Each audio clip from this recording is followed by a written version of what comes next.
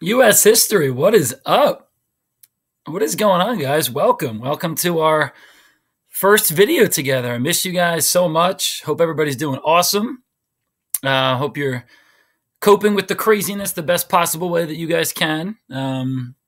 Listen, so far you guys have been doing everything that I've asked you to do. Your work has been really, really good. I've given a lot of you guys shout outs, on Teams. You guys have been crushing it. You guys have been listening, commenting on each other's posts, submitting the work on time. So, I'm really grateful for you guys because as hard as it might be, on teachers and we're changing things up, it's gotta be just as hard, if not harder on you guys, getting used to this whole home education thing. So seriously, I really mean it. Thank you guys. Thank you for working hard. Thank you for continuing to, do what you got to do. Hope you enjoyed your day off today. Hope you enjoyed Battle of the Classes.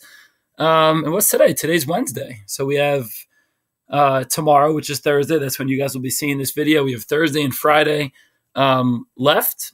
And then you guys go on, spring break for a whole week. So you guys get a whole week off, which is awesome. Feels like we've had enough time off here, but we all get another week off together, so we're not going to be assigning anything over that time. But again, and also, guys, sorry about the lighting in here. I don't really know what's up with the lighting. I was trying to fix it before. Not that you guys want to look at me anyway, but, the lighting's not great, so I'm trying to work on some different things with that, so I apologize if you can't see me too well, but hopefully you guys can see the screen. But yeah, guys, I've been, my period 7, 8, 9, 10, 12. I've been so pleasantly surprised with your work. Not that I didn't have high expectations going into this, but just looking at, I think you guys can see my screen now. You should be able to. Just on Teams, just as I go through some of the posts you guys have been putting up, you guys might see some of your names, so shout out to some of you guys here, but the stuff that we've been doing, like this conversational piece where you read an article or you watch a video, you come up with a response and then you respond to somebody else's thoughts. That's higher level stuff. This is higher level conversation that you guys are having. You guys are reading look at these answers. They're in depth. They're exactly what I'm asking for. We're talking about reform here, and then you guys going back and forth with each other. This is period 7, 8. See a lot of you guys. It's just been awesome. Going into, hi, Carrie. Carrie posted in the wrong spot. That's okay, Carrie. Everybody's been doing it. It's not that hard, I promise, guys. Whenever you're posting, whenever we're doing a conversation, look on the thread, and then the bottom says reply.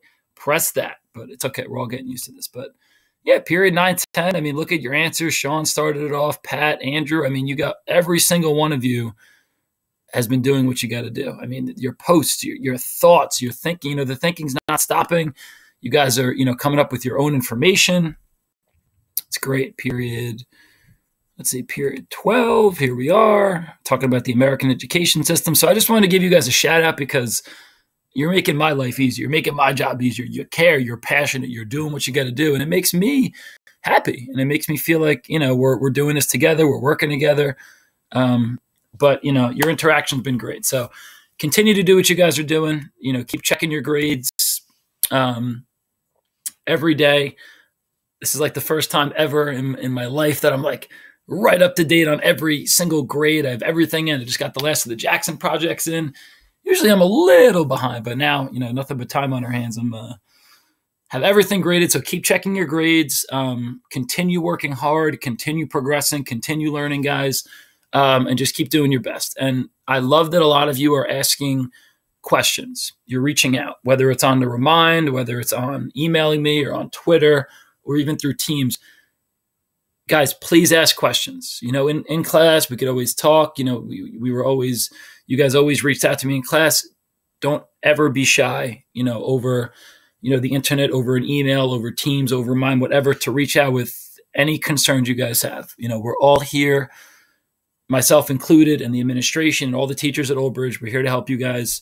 And I really mean it. Whatever I can do to get you through the craziness, we're all learning together. So if you need help with any of this stuff, just please ask questions. If you need, I don't know how much I could help with anything else in your life, but history related or school related or whatever, Don't ask me for toilet paper. I don't have too much of that left. I know that's hot on the market right now.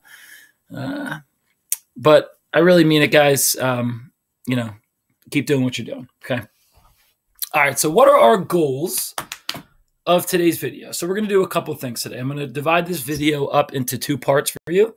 Today's going to be the first part where we go over all of the topics that we've been discussing since we've been out, since we've been on, out of school due to, COVID-19, due to the coronavirus. So it's all the reform, all the, the errors of change. So I'm going to take you through a PowerPoint with, you guys know me, lots of pictures, lots of visuals, a couple of slides, just some general information that we've already gone over, but that I necessarily haven't discussed in like a video face-to-face type of format. So that's going to be the first part. I'll go over some things. I'll highlight some of the really important things that we've been learning. And then the second part will be, we're going to introduce a new topic, not a new chapter, not a whole brand new topic, but another reform, another change going on. We've talked about temperance, the temperance movement with alcohol. We've talked about reforming education. We've talked about reforming prisons and women's rights. So today we're going to get into something called abolition. Does anybody out there know what abolition means? Abolition is trying to abolish. What does abolish mean? Abolish means to get rid of. In this case, it's going to be slavery. So we're going to start to slowly get to what we've been kind of waiting for all year, what I've been waiting for all year. I'm so excited to teach about it and get to you guys about it, the Civil War. So we're going to talk about slavery and how there are increasing tensions between the North and the South and the growing differences. Now there's going to be a big group of people that start to speak out about slavery and about its institution and how it's not right and against a lot of the founding documents. It's against the Declaration of Independence, according to a lot of the reformers, and against the Bible. So people, these abolitionists, these great thinkers, these reformers want change, right? You guys see here the age of change. So they want to see differences, and they're going to do anything they can to try to make differences. Okay, so that's going to be today. We'll go over the PowerPoint. I'll break it up into parts. And guys, as always, whenever watching, whenever we're doing a video, I'll try to do as many of these as I can. Feel free to pause. You don't have to sit there and listen to me talk for an hour or 45 minutes or however long the video goes. Pause it. Go get yourself a snack. Go use the bathroom. You don't have to ask me to use the bathroom. It's a miracle. I would probably give you a crazy pass anyway. What's in my room here? I could give you my globe. This is about it. I turned my room into an office space. This is the globe I was telling you about that's right next to my bed. I know I'm a nerd. For whoever, just call me a nerd. I know. But like I said, if you want to pause the video, do what you got to do. Leave the room for a couple minutes, go relax, come back, watch a little bit at a time, or if you want to watch the whole thing, be my guest. Okay.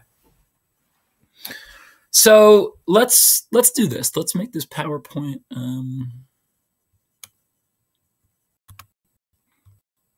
All right, there we go. So right in front of you, right here.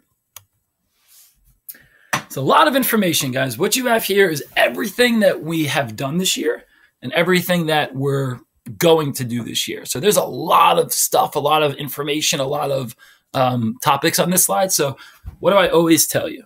Don't be overwhelmed. Take it slow, relax, take it one thing at a time here. So I just wanted to do this brief overview with you guys so that, might be a little rusty. We haven't seen each other in a couple of weeks. So I just want to kind of review and spark some memories, hopefully, about some of the topics, some of the historical concepts and themes and people that we've discussed throughout the year. Now, remember, history is like a book. When you're taking a history class, it's like a book, right? Last year in 9th grade or whenever you took, your 9th grade history class, 1 year ago, 2 years ago, 3 for some of you guys, you took world history, right? This topic this year, like we've been discussing all year, is U.S. History 1, okay? Next year, your next topic will be U.S. 2. So it's like a book, right? To me, it's amazing. It's fascinating. Like we're sitting here learning about the roots of our nation. Where did we come from? Why is America the way it is today? And how is it going to keep growing? So it's like a story. It starts all the way. You could argue that it starts even further back than colonization and the French and Indian War, sure. But it's like a storybook where this year is part 1 of your story, US 1. And then hopefully we get right to the end of US 1. And next year you pick right up with US 2. So that's kind of how you have to look at it. And like I said, I think it's just amazing to kind of see, just the story, why our country is the way it is and how it's transformed. And this should enable us too to hopefully make some predictions for the future, how it's going to expand and change even more. And then one thing as well too, another thing is think about a lot of these topics. Look at the years, right? Let's see, one topic ends in 1815 and the next one starts before that topic. So how is that possible? So let's just remember, right? I wish history was like just cut and dry. I wish it was like, American Revolutionary War happens and then boom, the next period happens and then nationalism and then Andrew Jackson and then regional societies, then reform. It's not that cut and dry, right? We have to think about it, right? A lot of these topics, a lot of these historical times interlap. They coincide with each other, right? So a lot of these things do overlap, and we have to realize that. It's not just necessarily one thing ending and another thing starting. A lot of these things are going on at the same time, just like right now. We're sitting here, today's April 1st, 2020. Wow, it's April 1st. March was a long month, huh? But we're, if 100 years from now, I want you guys to think about this. What's going to be in the history book when they're studying the early 2000s and 2020, right? What would you call that chapter? I don't even know what I would call it.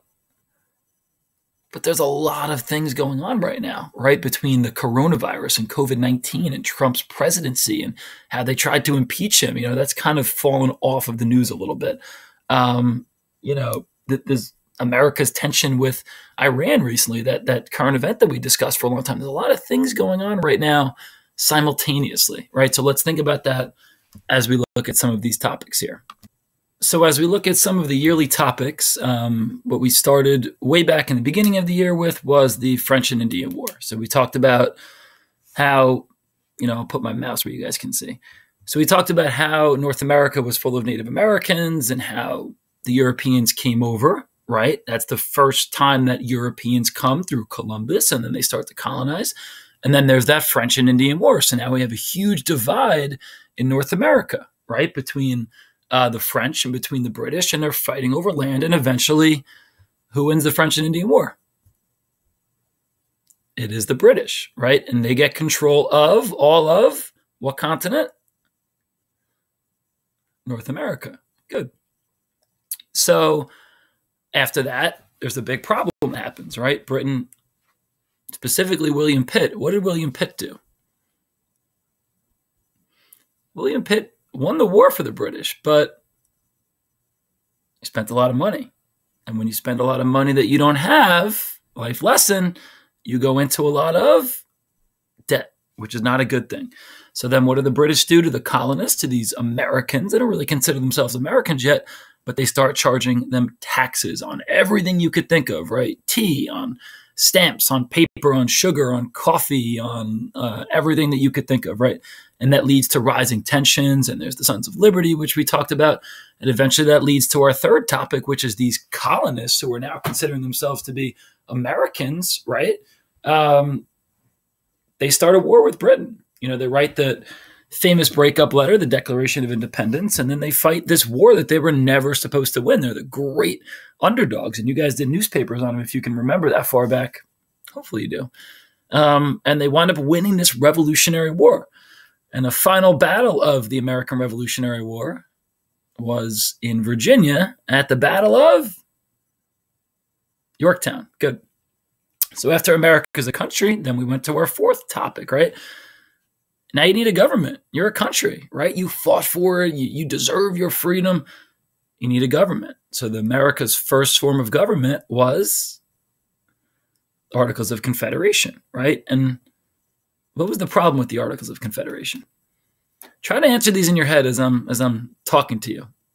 I'm pausing so that you could think a little bit. Articles of Confederation were weak, right? It didn't create a strong enough central government. It gave a lot of power to the states. States only had one vote. You needed what did you need to amend it? You needed all of the states to amend it to pass something new. You needed 9 out of 13 states. I mean, there was no money printed under it. So the Articles of Confederation, no good, right? And then that's when somebody steps in and writes the Constitution. Author of the Constitution is James Madison. Very good. He writes the Constitution. We went over the amendments. Some of you guys were brave enough to get up in front of the class and do the amendment challenge, and you were able to do all 27 of them, which was awesome. Thinking about it makes me miss you guys more. But that was our new government, the Constitution, right? And then we got into a strong start for the country. How we had Washington, George Washington. What did he do as president? He set the precedent for everything that he did, right? No one's ever been the president before. Washington, I'm not going to say he was winging it, but he was the first one. He had no one to copy after. That's why he was so admirable, because he was a great, humble, smart leader who put the nation first. And then he leaves office, and then we have, John Adams come in and Thomas Jefferson comes in, and now America's getting bigger. It's getting more powerful. Thomas Jefferson in 1803 makes the what purchase? Louisiana. And he buys it from France. Very good. So now America's growing. Look already. We're on our fifth bullet point. Look already how far America's come. From not being a country to being a bunch of settlers in Jamestown and Plymouth and Roanoke, although Roanoke disappeared and wasn't successful. But from being, early settlers to now a strong start. In 1803, America doubles in size and is expanding westward. Boom, Louisiana Purchase. It's amazing to look at just America growing and growing so quickly and so successfully early. And then we got into the next thing, which was nationalism and growth. And people after that War of 1812, where America defeated, but who did America beat? Britain. Good. They beat Britain again, by the way. America 2-0 against Britain. For those of you keeping track at home, I know I'm keeping track. Nationalism starts to grow, and people become really, really happy and comfortable, and it's just a good time in America, and they keep growing. And now they're not only growing internally. What's the Monroe Doctrine? Named after President James Monroe, who's our fifth president, right? The Monroe Doctrine states what?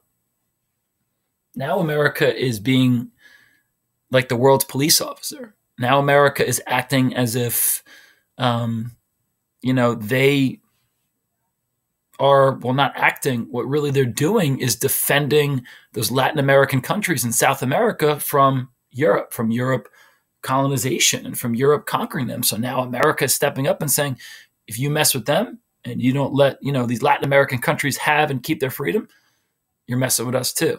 So in America, from a brand new country, now is asserting themselves in the world. So we're growing. Then the market revolution happens, which is parts of the industrial revolution, new transportation, and we're growing and growing. And then we get into our seventh president, Andrew Jackson, who we talked about in a lot of detail, right? Andrew Jackson, he serves 2 terms, and he's so controversial because of all those different things that he did, right? Think about the nullification crisis that he dealt with. Think about the Indian Removal Act. Jackson, while some looked at him as an awesome, awesome president, some people despised him. He was very polarized, right? Almost like how Donald Trump is right now today.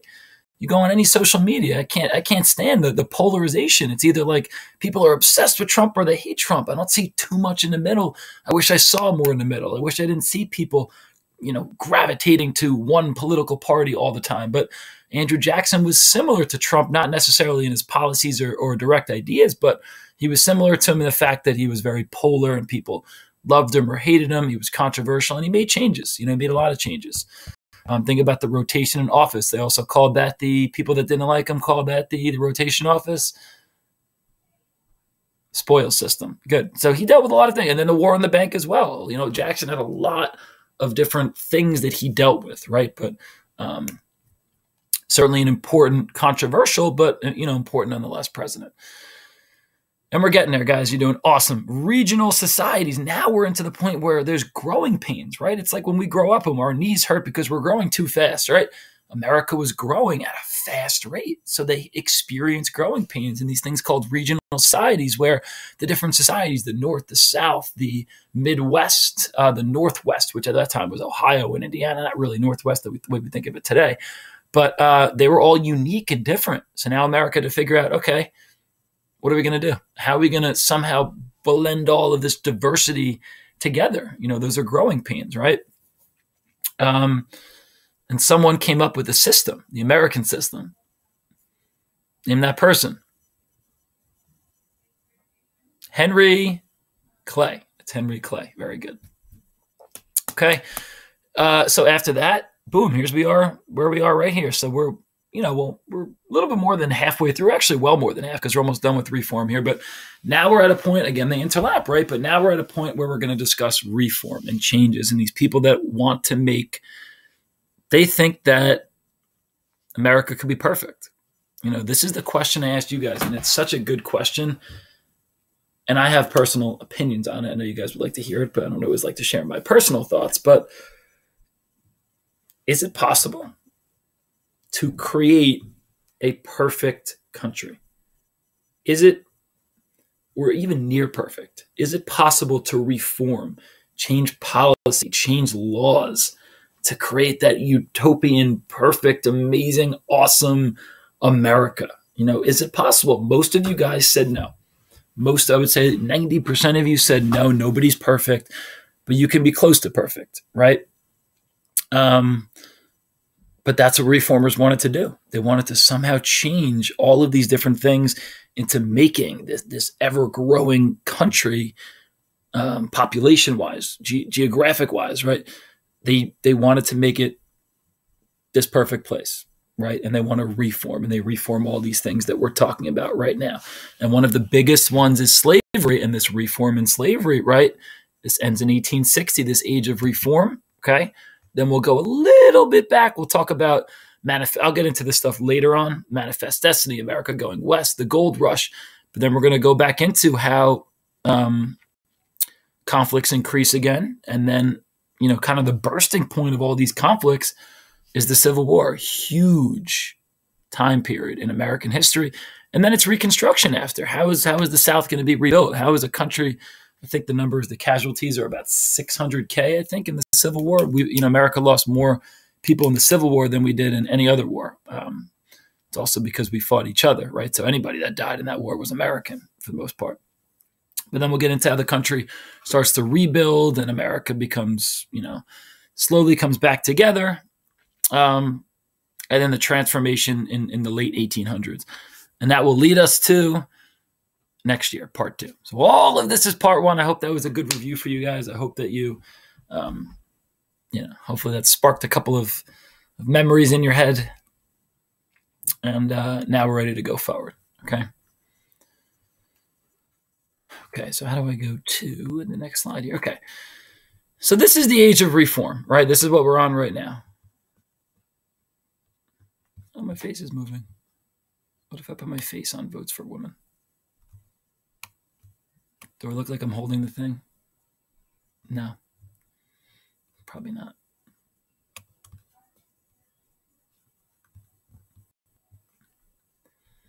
Okay, I'm done being a child now. I'll put my face back.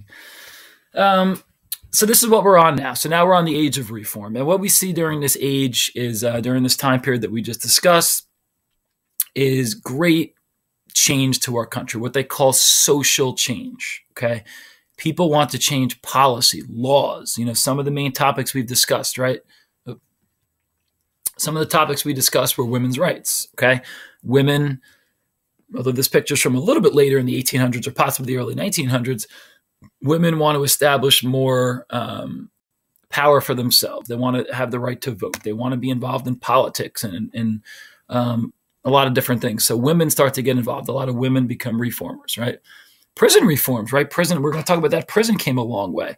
Education came a long way in schools. The temperance movement, people that are don't think majority of people, but these reformers, right? The age of reform, the age of change. In the early 1800s, they want to get rid of alcohol. They think alcohol causes too much damage to people's lives and changes too many things. They want to get rid of it. And eventually it works, right? Called prohibition. And then today, later on, we'll get into abolition as well, which, people, reformers, people that want change, they start to look at slavery and say, this is not right. And I don't want to live in a country where people are treated this way. And it's terrible. So again, they want a perfect society. They want a perfect world. And I asked you guys earlier, about can the world be perfect? What would you do? I want you to think about that for a second. What are things you would do right now? You want to make America perfect. You're the president, you're the leader, you're a reformer, you are whoever you might be. How would you make America better? And when you start thinking deeply about it, that's when you'll be in the mind of some of these reformers. I think that's the best way to study and understand history. Try to put yourselves in the shoes of these people. It's tough for sure. But that's why we read primary sources. But think, how would you change America? 2020, April 1st. Oh, crap, it's April Fool's Day. I should have done something with that. No. But anyway, how would you change our country? How would you reform it? What would you do? And you might say, I don't know what you would say, but that's the idea of this era, the age of change. How would you change things? How would you make the world better? Not really the world even, but America better. Okay, back in action here. So one of the first crusades, one of the first movements that we saw, one of the first reform movements, in the early 1800s, mid 1800s was on alcohol. So we call it the Crusade Against Alcohol. So just so you guys see, I'm going to make my picture a little bigger. The graphic on the right, which you guys described, that was called a political cartoon or drawing. What the bottle does, 1 year's work. What the bottle does, 1 year's work. So I'm going to make myself a little bigger. Man, I feel old every time I mess up technology. Okay. So what was this crusade on alcohol? We discussed it. I asked you guys your opinions on it, and a lot of you guys had some really mature, thoughtful answers on it. But remember, a lot of the reformers viewed alcohol, and this is not everybody, right? This is a small population of Americans. The majority of these reformers for alcohol, against alcohol, the temperance movement, were women. But their thoughts were that alcohol was harmful, that alcohol did bad things to individuals. And if it does bad things to individuals and multiple people are drinking and there's problems all over the place, that becomes a problem with society as a whole, right? So this crusade against alcohol was, these groups of reformers. There were a couple hundred different groups that wanted to lower the use of alcohol, to persuade people to limit it. And eventually they want full prohibition. But their arguments that they're using, right here in this graphic to the right side here, these are the facts. This is the dead facts, the information that they're using. And they're saying, this is what happens when people drink too much, right? They're saying, they're saying people are spending. And for this time period, look at this. I haven't even noticed this right now. Look at this money. $2 billion in cold hard cash. And in the 1800s, forget it. We think about how much money that is today. Smothered babies. They're talking about how babies might be killed, sadly, in the womb from females who might be drinking or from different things. Murdered wives. I'm not sure I can't tell you the exact accuracy of the statistics on this political cartoon, but according to this, 3,000 wives were murdered. Criminals, murders, suicides, drunkards die yearly, orphan children because of it, shame, disgrace, disease, woe, weeping, war. So these are all the problems that these reformers are saying that alcohol brings. And the fact is, it's changed a little bit, but Americans over history are heavy drinkers. Look at it. It has a lot to do. Before I do that, I found this really interesting. I think I'm going to have you guys answer a question or two just using this. Alcohol, this is so fascinating to me. Alcohol consumption in the United States measured in gallons per year. So I'm going to tell you the first thing. Let me hide this. First thing we should look at when we look at a graph, map, chart, anything is the title, which we already have done. We're looking at how much alcohol Americans consume in gallons. So for every one over here, picture one of those big water jug, 1 gallon containers, right? A 1 gallon thing, okay? And on the bottom here, yes, we have our years, we have across time, and we have all the different colors represent the different types of alcohol that Americans have drank over time. And what this specific line graph is showing is on average per person for anybody that was legal to drink. So a little bit further back in history, the age was 18. Now the age is 21. So as we get to, a little bit past here, I actually don't even, off the top of my head, I don't know the year that the drinking age. I should know that. Now I have to Google it. What year was drinking age changed? 1984.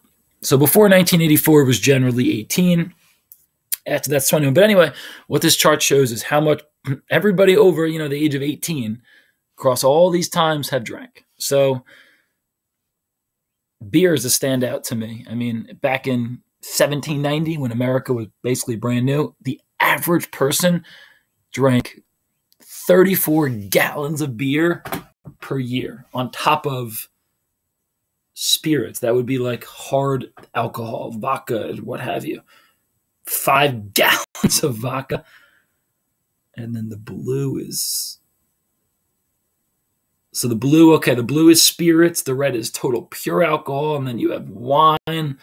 So you could see that, Americans before this temperance movement were heavy drinkers. And then what happened during this temperance movement? It's fascinating to me. Look at this drop off. We're talking 1830s, 1840s, right? Boom, right in this pocket of history here, even all the way up to 1860. This is the era right here. Look at that massive decline, right? So I ask you, did the temperance movement work? Well, I think that this chart pretty much answers it. Maybe it didn't become perfect, but the temperance movement was certainly successful. And then, unfortunately, or fortunately, depends how you look at it, right? Shot back up again. And then, let's see, why is there a gap here? Why is there a gap? Something called prohibition, right? What amendment was prohibition? What amendment said liquor, alcohol you can no longer manufacture it, sell it, anything? Number 18, 18th Amendment. That was in 1919. And then how long did we go? How long did we last America with having alcohol prohibited?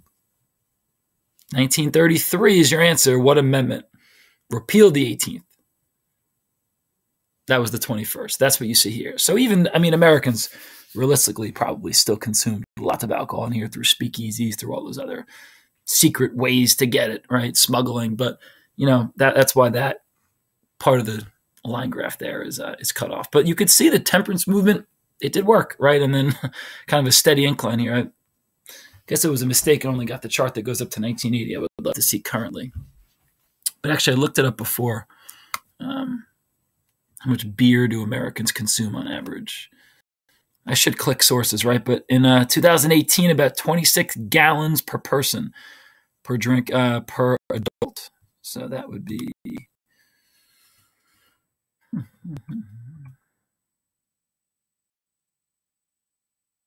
26. That would be right around here, 26, if you could see my mouse. So it's right around, where it's been. But it just shows you that the temperance movement was a somewhat successful one.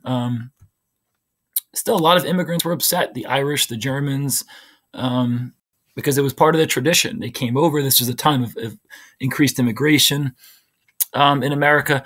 It was part of their tradition, a lot of them. They would go out and drink, and they would have fun and do what they wanted to do to celebrate and or even to mourn or to it was part of their culture. So a lot of them felt attacked throughout this specific temperance movement that we've talked about. What else? Yes, so temperance supporters, eventually they called for prohibition, which was the complete ban. That was met with some resistance generally, but it eventually was passed. And one more thing before we move on from this, I think it's funny that right now we sit here, April 1st, 2020, with the coronavirus going on, COVID-19, terrible situation, one of the weirdest times in history ever, right? And there was a time in history where not only was there a temperance movement and a reduction in the consumption of alcohol, But eventually that led to total prohibition, where alcohol was gone because it was so bad for society and we wanted to improve America. And right now, April 1st, 2020, most businesses, stores, restaurants are closed. What's still open? Liquor stores. So it blows my mind. It's like full circle. I don't know. I don't know what to think about it, but it's funny to me, and it's strange that alcohol and liquor stores right now are considered essential. Where, how would temperance movement thinkers, how would reformers feel that, one out of every however many stores are open right now through the coronavirus, liquor stores still open. So it's crazy. It's just a very different, strange time period that we're living through here. Okay. Hey, this is just a little graphic for you to see. You can see women pouring out the alcohol. It wasn't just women. There were certainly men who supported the temperance movement. I asked you guys, would you support it or not? But it was typically women. They didn't like the way that a lot of the men acted when they drank too much. So women were kind of at the forefront of this, which was great to see, not in terms of the content, in terms of the alcohol abuse, all stuff, but in terms of women getting involved in politics and women speaking their voices and being heard and being involved in, something else besides for just the domestic lives that they live, being at home. We looked at that chart.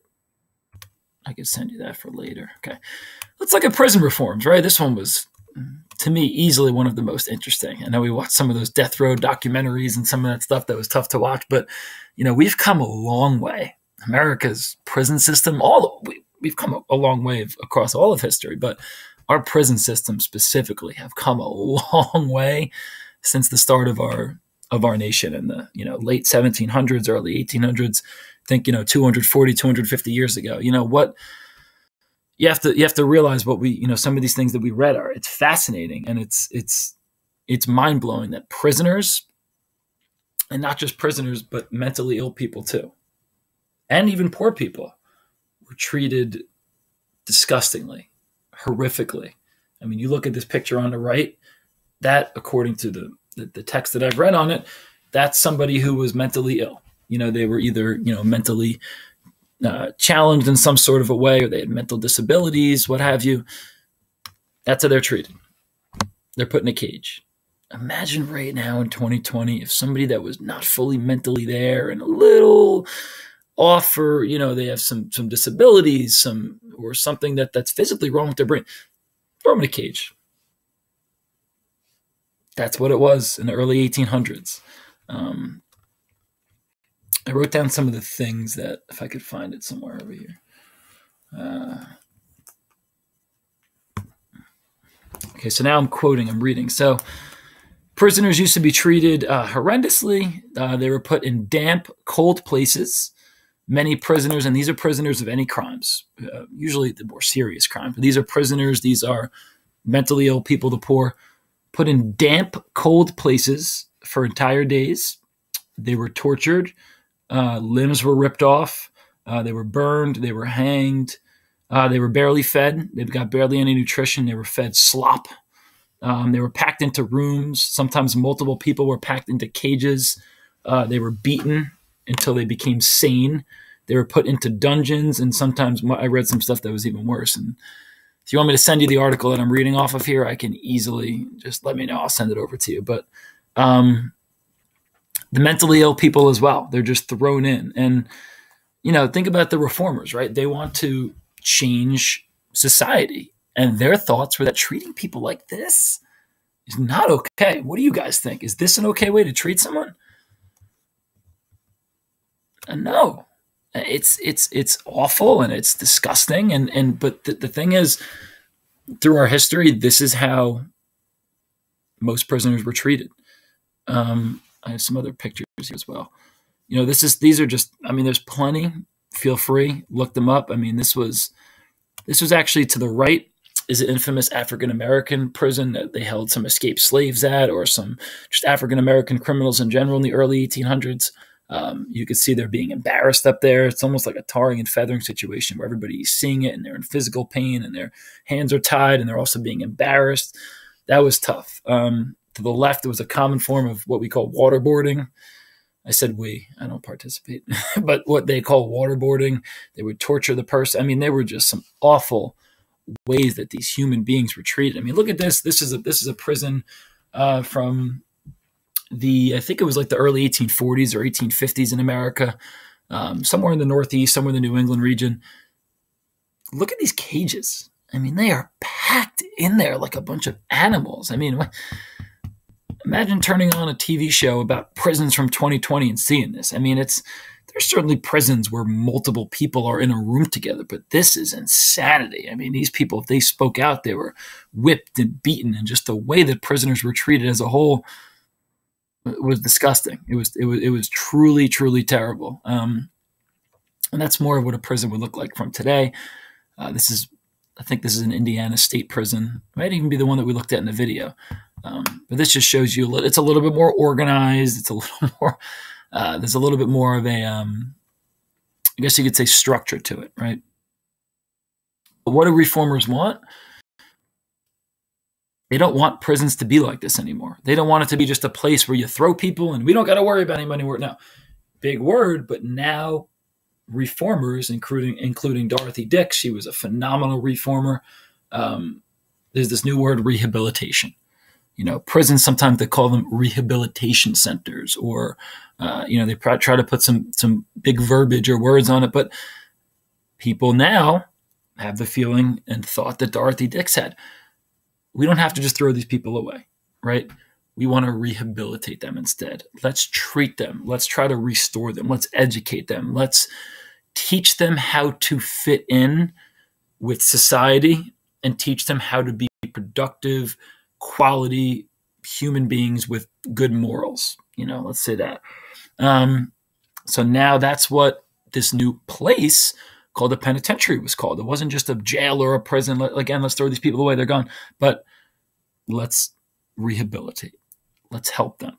Let's give them a chance to come back out into the world. Let's give them jobs. Let's actually treat them like they're human beings. I mean, it's really sad, and I'm not sitting here justifying anything that anybody in prison does, right? And we watched that documentary. Those people on death row committed horrible crimes. They make me sick, right? Murder of young children and awful things. But when we saw them, you kind of realize that they're also people. They made awful mistakes, and they're probably they did some of the worst things that you could ever do.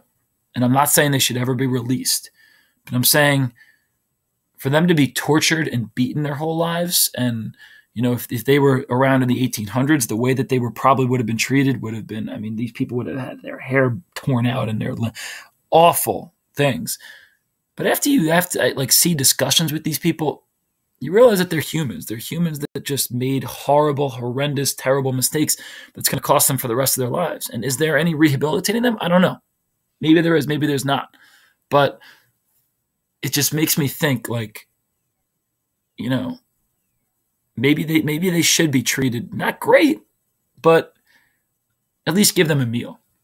At least give them somewhere to sleep. Don't let them sleep on the floor, right? Again, I'm truly not justifying any of these criminals, what they did, but I just think that if these people lived before this era of reform and what prisons used to look like, they would have been treated awfully. And it's weird to say, personally, I might have felt bad for them, but I don't know. I go back and forth because I think that people that make awful decisions like that should face the wrath of the judicial system, if you will. But, but then it was also interesting to see another thing, that a lot of these people, that we watch the documentary and these people on death row, and we see how different it is. They're being fed pretty good meals. Some of them have television sets. A couple of them have cats and animals, and they have video games and stuff. Again, just because I'm saying it doesn't make it correct. I think that's too far. I think that some of these prisoners that have been in jail for a long time get treated too well. Some of these guys had their own cells that's bigger than my room right now. It was unbelievable to see that. But I think there's kind of a fine line that we need to draw with prisons, where it doesn't have to be hell on earth, and it doesn't have to be this luxurious place. I think that Dorothy Dix had a good idea. Let's try to rehabilitate them. Let's bring structure back to prisons. Let's put them into an environment where they could learn. And that's, again, what all of these reformers wanted to do. They want to reform and perfect and improve society as a whole. Okay. All right, now our last one. Guys, we're crushing it. Hope you're still here. Hope you didn't leave the room yet. If you did, welcome back. Hi, how are you? Okay, this is our last one, and then I'll pause the video, and we'll do part 2. We'll do our new stuff tomorrow. Again, today's more of a big review, discussion period. School more and more every day. Okay.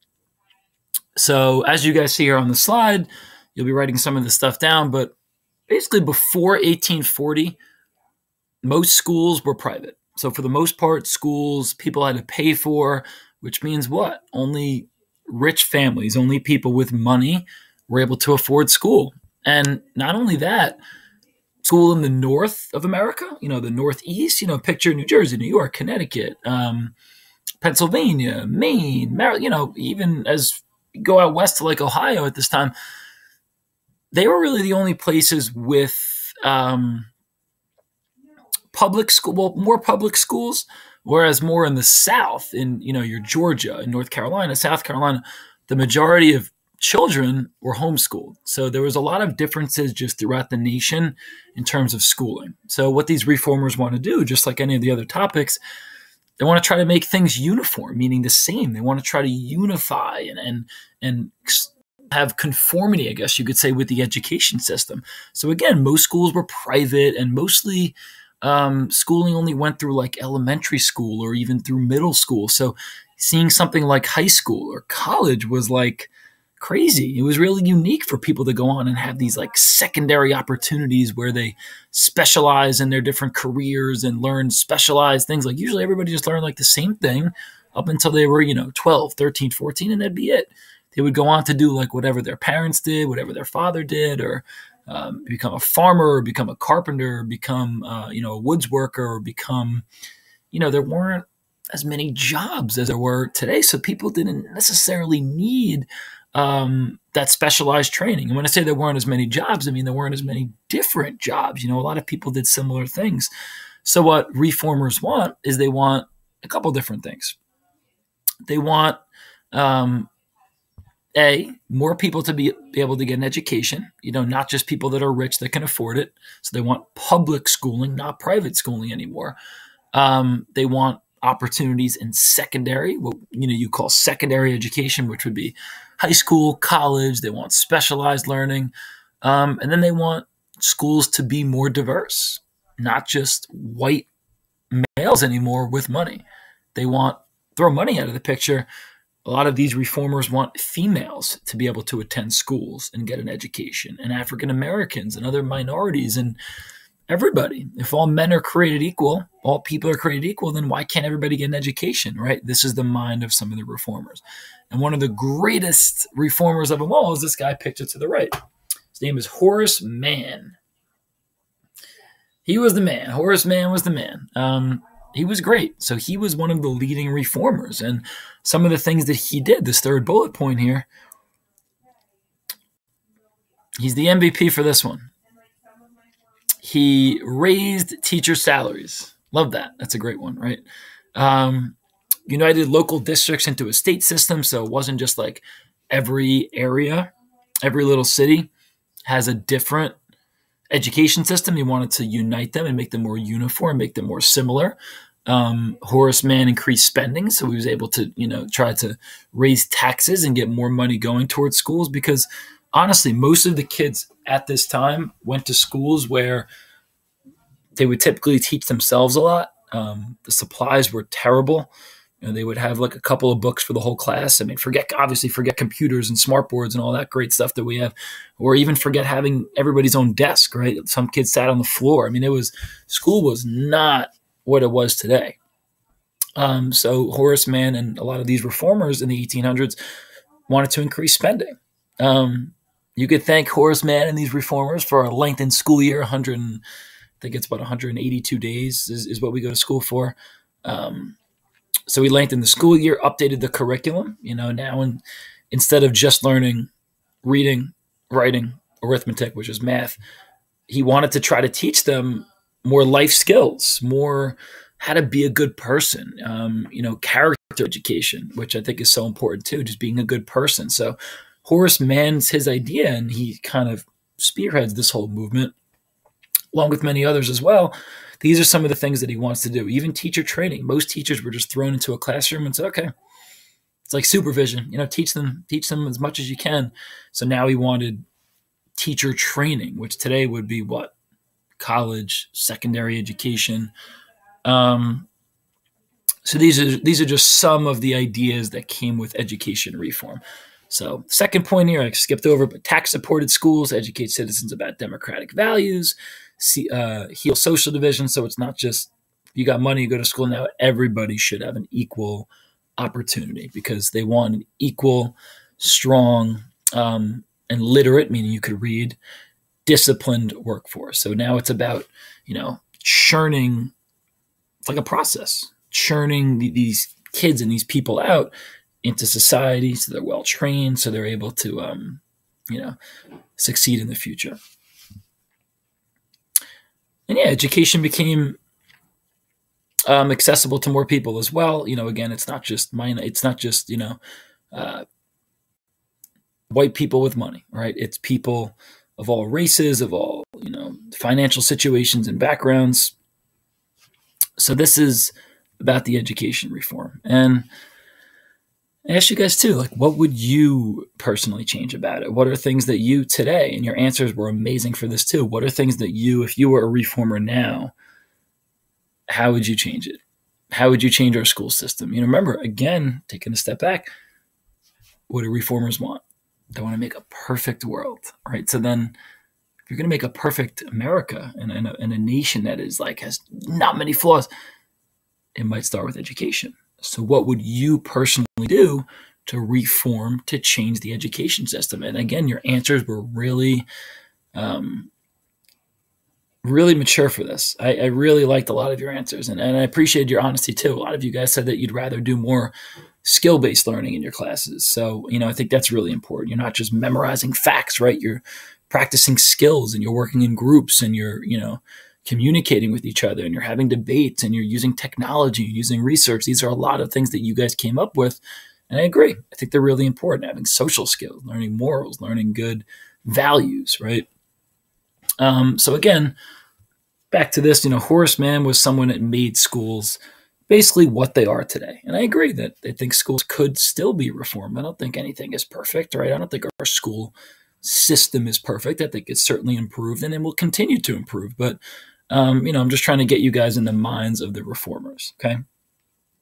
And if you remember, here's a question for you.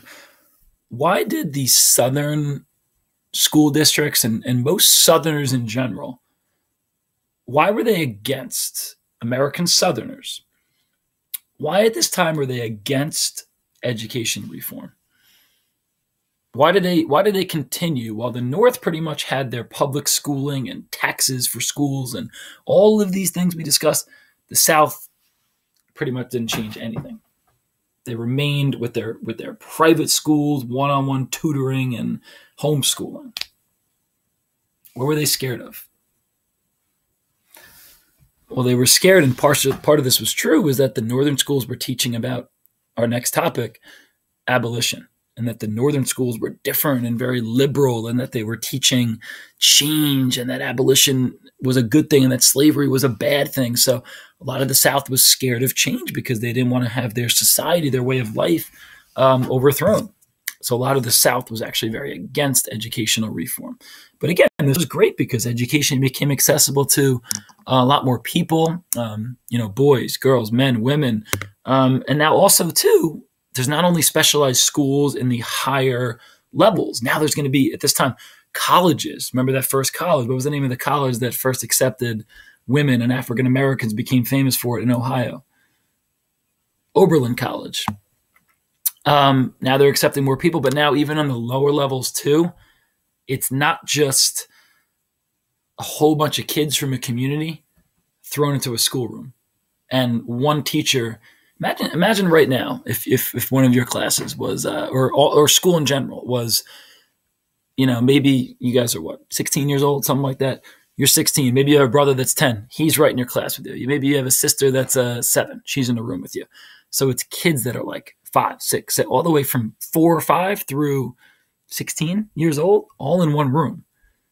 How is that really effective teaching? I found some, as always, really good pictures. This one's from the late 1800s. But look at this. I mean, there's kids of all ages here. This kid's probably looks like he's about your age. I mean, there's kids as young as probably 4 or 5 in this picture. That's what school would be. So now these reformers wanted to change them and have different, this is where the grades come from and the system where different ages learn different skills, right? And this was all something that was new. So all of these reforms made things different. And also, kids taught themselves a lot too in these classes. So it was a lot more of you do it and I'm kind of supervising you. Whereas teachers now, I think, are a lot more hands-on. Okay. And is this the North or the South? What would you say in America? This picture here represents what society of education, the North or the South? So be the South, right? Homeschooling, private tutoring. That's what school was. 5 days a week, 8 hours a day for anybody that lived in those southern states. Again, Georgia, North Carolina, South Carolina, Virginia, Maryland, even Delaware. That's what schooling was like. Where the North, again, back to this picture, there was a little bit, there was more social interaction. There were more people there. And last but not least, that's a picture today of that college we discussed earlier, a very, very historic college, Oberlin College, which was the first to graduate an African-American female, the first to really accept and allow women and African-Americans and different people to get an education. So that is it. Nice long video for you guys for review. Hope you guys learned a lot today. As always, feel free, reach out, ask any questions you want. There's going to be questions that come with this. I'll have you guys do a little bit of work on forums with this, some just open-ended things, some things that will just take you through this. But I really hope that served as a good review for you guys. It's been a while since we've seen face-to-face. This is probably going to be just about as good as it gets. We'll see. We'll see if we can do anything different going forward. But let me know. Let me know. Hopefully this video helped you. I can gladly do a lot more for you guys. I'm happy to do it. This is also my entertainment for the day as well. So I love it. But again, that is our age of reform so far. We're going to get into abolition next. The age of change, the age of reform, kind of in a nutshell there. And I hope you guys, again, hopefully you learned a lot. And if you have questions, please ask me. I'm here for you guys for literally anything that you need. Reach out, let me know. But that's it. I miss you guys. Hope everybody's doing really, really well. Hope you guys are doing great.